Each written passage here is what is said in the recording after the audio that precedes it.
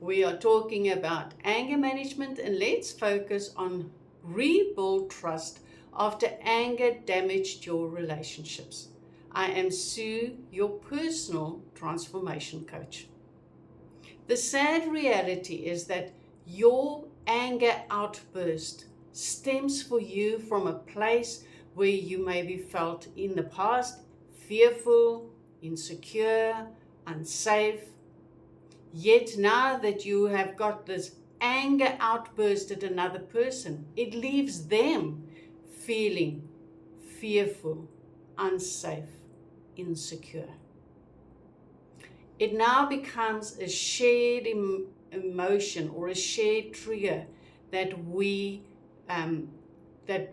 is being created between you and the person on the receiving end. The result is that that person eventually will not trust you because they feel unsafe in your company. They feel fearful in your company. They feel insecure. They don't know whether they're doing the right thing or not.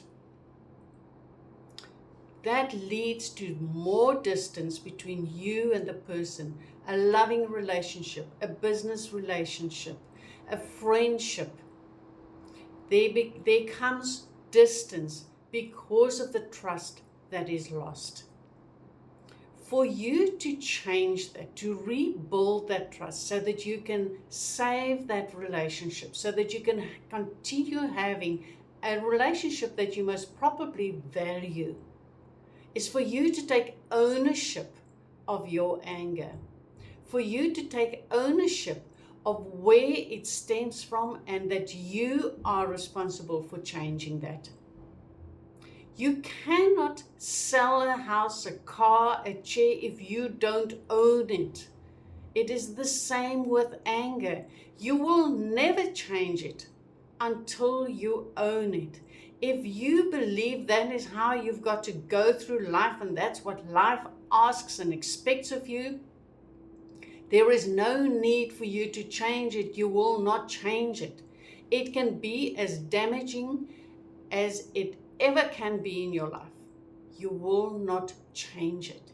It is only when you say, this lies with me, this is my responsibility, that you now have all the power to bring change in your life. Don't make it the responsibility of another person to tell you when you are beginning with your outburst. They are not responsible for you. That puts it onto them. Because the next time you have an outburst and they don't tell you you are busy with your outburst, or the first signs are there, what are you going to do? You're going to turn on them and tell them it's your fault. You didn't warn me. You didn't support me. You didn't help me. This is on you. You've learned this behavior over how many years? There is help. You don't need to do this alone. This isn't a lonely place. Find somebody who can give you the right tools. Find somebody who can help you to start deleting those past patterns, those old stories that you are telling yourself. Delete those limiting and negative beliefs that you hold about yourself, which leads to your outbursts. And now you step into complete power. You step into mastering yourself. And now you've taken ownership, and only now that can change.